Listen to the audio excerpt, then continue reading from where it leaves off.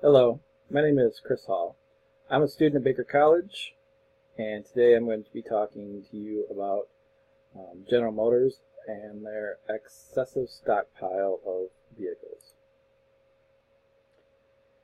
In this presentation, I will propose a change within the General Motors Corporation. This proposal has taken into consideration many factors from every aspect of the corporation.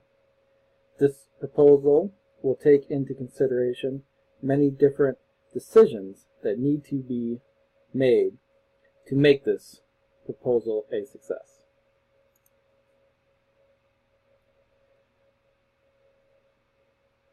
General Motors was founded in 1908 as a holdings company for Buick by William Billy Durant. In the early days, up until 1911, Durant went on a spending spree, acquiring over 30 different brands. Eventually, the banks who were financing him became worried that the company was spending too much and might go bankrupt, and he was replaced as CEO. He would eventually return to General Motors' top position years later, but would end his working career as the manager of a bowling alley. By the end of 1955, General Motors had become the first company to earn $1 billion in a single year. However, by the middle of 2009, amidst lagging sales due to the recession and the weight of bad decisions and crushing legacy costs, GM filed for bankruptcy. With the help of careful planning by the CEO, Rick Wagner, the company was able to broker a deal with the government to loan it money, pressure the court system to accept its bankruptcy plan, and keep government bureaucracy from taking over the company. For the government to accept these stipulations, Rick Wagner had to resign in disgrace, accepting the company's failures as his own. By the year 2015, GM had repaid all of their loans, the government had sold off their stake in the company, and GM had returned to the #1 spot in the world. However, many of the scars from the past have stuck with GM. Fears of doing things that may help the company but did not work right in the past have allowed their competition to once again start eating away at their supremacy. When it comes to analysis of employees and business performance, there's both good things and bad things that can be said about General Motors. Some of the good things is GMF, or General Motors Financing, is doing extremely well with increased across the board in both North America and around the world. Worldwide, they have had increases of market share of roughly 10%. Here in North America alone, they have had increases of almost 13%. In China, GM has managed to keep growing the company. GM sells more cars in China than any other region in the world, including the United States. Even though the country is experiencing an economic slowdown and diminishing of wealth, they have been able to maintain a 1% growth rate in this country. In the second half of the year, GM hopes to increase this margin with a slew of new car models they plan to introduce into the Chinese market. The second half of the year in China is also the holiday season where the majority of new car sales take place. GM has also made considerable progress in reducing employee pay by having a two-tier wage system, which pays new employees half of what old employees make. They have also cut retiree benefits, which were crushing the company financially. One of the major problems GM is having is the amount of lawsuits they have. Over the last few years, they have had a slew of lawsuits stemming from recalls and defects. Over 6 million vehicles have been recalled or had to be replaced in recent years. Another issue they have had is with millennials. This group of new consumers has little loyalty to the GM brand and is generally has little interest in owning a vehicle altogether. This is a concern for both the company and the industry at large. One problem they are having with employees is the continuous outsourcing of jobs. This is negatively impacting the employees and making it harder for consumers to buy their products. Their contribution to this ongoing problem has reduced disposable income among Americans and has the possibility of hurting them in the future, in their future sales. The philosophy of management at General Motors is that at General Motors, they want the management employees to have a good relationship so that employees can trust and cooperate with them. GM has sponsored management and employee workshops that I have been a part of that help foster trust and understanding between management and employees. The seminars and workshops that I have been a part of have helped both management and the employees better understand why we each do the things we do and why what we do needs to be done. At General Motors, management treats each employee equally and does not play favorites. This makes each employee feel like they are equal to each other member of their team and that their contribution is as important as anyone else's.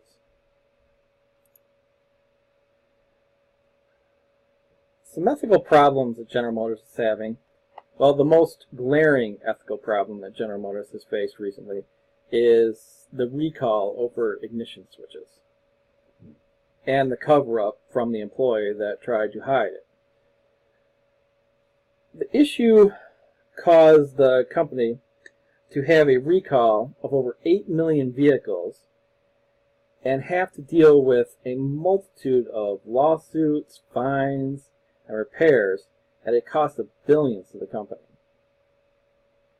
The new CEO, Mary Barra, after taking over, decided to handle the issue properly by compensating the victims and fixing the problems.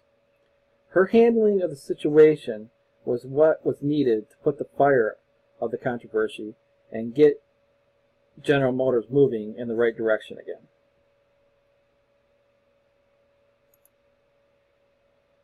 When it comes to technology and tools, GM uses a wide range of tools and technology. They use many standard tools like hammers, screwdrivers, and wrenches. They use precision tools like calipers and micrometers. The technology that they use ranges from simple laptop computers to highly advanced CNC machining. They use servers and cloud-based applications. They use a wide array of computer programs to do everything from turn the lights on to precision cutting down to the micron. They use social media and the internet to both sell their products and gather information on what consumers are interested in.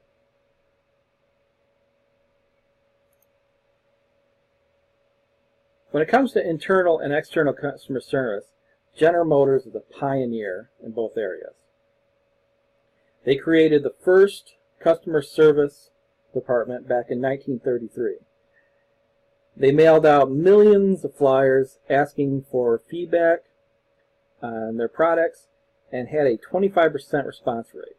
Today, GM continues this only through social media and the internet. They have a social media center staffed by over 600 people that asks questions and monitors complaints and tries to improve the company.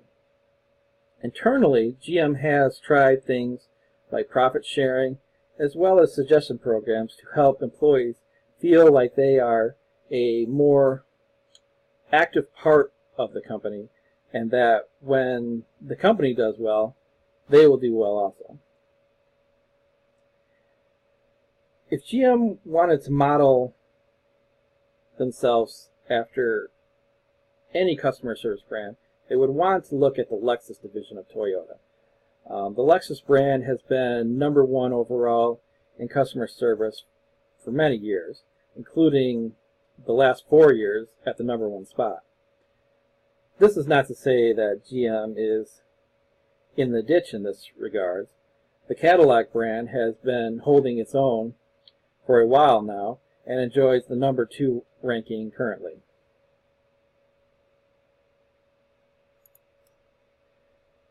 When dealing with management situations, the situational contingency approach to management is probably the best style fit for General Motors.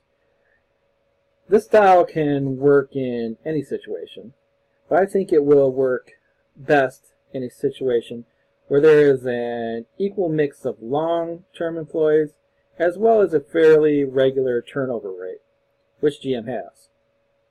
This style would allow a lighter touch with those employees that have been around and know what they are doing, and a firm grasp on those that need more guidance until they get their feet wet. This could help relationships with employees because they would understand that as their skills improve and they become more valuable, the more freedom they will have and the happier they will be with their environment. It seems that if GM has a firm grasp on new employees and can mold them right from the start to be what GM expects them to be, it will be less likely that once they have less oversight, they will become a liability. Whereas with less hands-on approaches, in the beginning, bad habits can arise and unethical behavior might become a serious problem later on. When you're looking at training methods for a company as large as General Motors, one size fits all of training methods would just not be practical for the entire corporation. For most every job, a film or video training session would be advisable, something that went over the general rules of the facility that work was being done at for the first few days a new hire was on the job. After that, you would need a host of different training methods for each type of new employee. If you're going to go straight to the floor as a production worker, on the job training would most likely work best. Having someone work side by side with you, showing you how it is done at first, then letting you take over and leaning on that person for support afterwards. If you were hired as a floor supervisor, the coaching method might be a better option. Having someone work one-on-one with you for a while, showing you the ropes and giving you their expertise would be preferable. If your job was more technical, like an engineering job, some technical training would be preferred. Being shown how to use the specific systems that the company uses would be necessary to carry on your job. As many jobs have crossover potential, there would, of course, be multiple training platforms for each employee. They might have to go through on-the-job training and technical training. There just would be no one-size-fits-all training method for every employee that General Motors employs. It would be just impossible. When you're looking into leadership styles with GM, it's first good to know that GM is an enormous multinational company with many branches and many levels to each branch. The only real one-size-fits-all type of leadership style that would fit for General Motors would be the contingency situational approach. You really need pretty much every approach to deal with each individual situation, each individual job. In a company the size of General Motors, having any other type of management style as the only option, it just wouldn't work. Okay, well, let's get into some of the areas of the proposal plan where that will need to be dealt with in order for it to work. As far as communications goes, for the change to work, GM needs to be as frank and as open with all concerned parties as it can be. This includes dealers, employees, and shareholders. Hiding things from different parties will breed distrust and foster people becoming resistant to the proposed change. There needs to be an open two-way communication between various areas where the plan is being implemented to identify problems quickly and resolve them as quick as possible.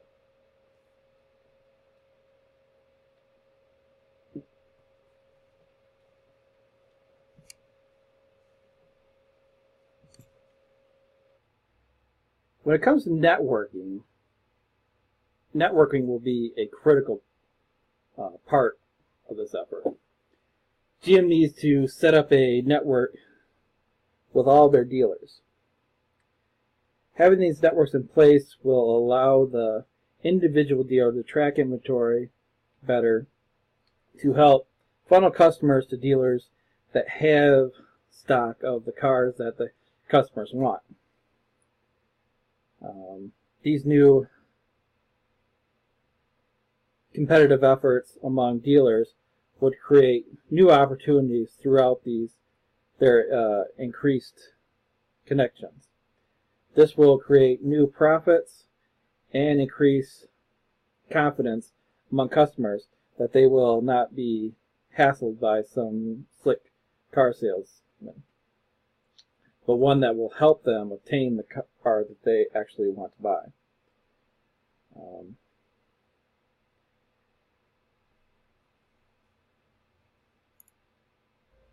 When benchmarking this program, we will use both time and progress to indicate if we are on the right track or not.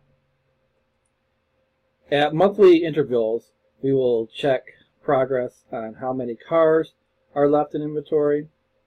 We will also track the number of dealerships that are referring customers to other dealerships to reduce this inventory and see if it meets expectations or not on a month-to-month basis. We must also make sure that production is being scaled back and kept track of on a monthly basis. Napoleon Bonaparte once said, "One must change one's tactics every 10 years if one wishes to maintain one's superiority." This is a philosophy that GM needs to consider. Since GM emerged from bankruptcy about 7 years ago, they have been dominating the imports and small car sales. There's actually two parts of this reason. One has to do with the restructuring of General Motors, making it a leaner and more versatile company. And two, Japan was hit with a series of natural disasters and very public recalls in their auto industry. that had dramatically hurt their ability to manufacture and sell cars here in the United States. Over the past few years, however, Japan's auto industry has sorted through these issues and are back in full steam, with their eyes on recapturing their lost ground. GM is faced with a problem through this renewed threat to its market share. Japanese automakers are offering extremely generous financing options and incentives in hope to regain customers they may have lost and get back on top of the market. GM, it seems, has been caught flat-footed and unprepared for these assaults on their market share. This cuts in small car sales at General Motors has left the company with a glut of small cars, as production has either remained steady or in some cases increased, while sales have faltered. A GM spokesman named Jim Kane was quoted as saying, "The one thing we won't do is commit the sins of the past and lose our discipline around rental cars and incentives. Our competition may be doing it, but we have come too far to go backwards and do something that may hurt our brand." This lack of openness to counter what the rest of the market is doing seems a bit short-sighted. GM really has two choices. One is to cut production. They could do this in a few different ways. Temporary layoffs or short work weeks are a popular way of doing this for short-term cuts. As Jim Kane has said, however, matching incentives and financing options with their competitors does not seem to be an option. So a more permanent fix may be necessary. Cutting shifts at factories may solve this problem long term. Cutting third shift could reduce the workforce enough to bring inventory back down to industry averages. Current industry averages are between 50 and 60 days. This is an average made up of extremes, however. Japanese brands, and even some Ford and Chrysler offerings, are in the 20 to 30 day range, while many GM brands, such as the Malibu, are up in the 160 day range. The other option could be a big problem if you listen to what Jim Kane said. This would be to match the incentives of the competition. Toyota is currently offering totally free financing with incentives as much as $5,000. GM has in recent years offered incentives in the range of $4,000. So it seems like, while some, like Jim Kane, may be ardently against this path, others may be open to it. In conclusion, for GM to succeed, it needs to both reduce its production temporarily and at the same time match incentives to compete with their competition.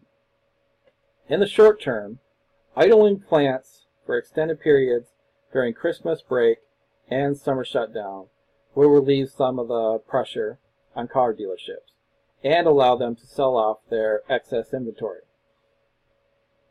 In order for this to happen rapidly, running incentives at the same time as idling will also be necessary to keep customers buying GM brands. Long term, if after the stockpile has been reduced and the incentives and idlings have stopped, the stockpiling begins to build again, more drastic measures may be needed to be made. The company may need to start shutting down shifts at various production facilities. As this may send the wrong signal to stockholders and investors, this would be an option of last result. I'd like to thank you for listening to my proposal. I hope you consider what I have said, and thank you for coming.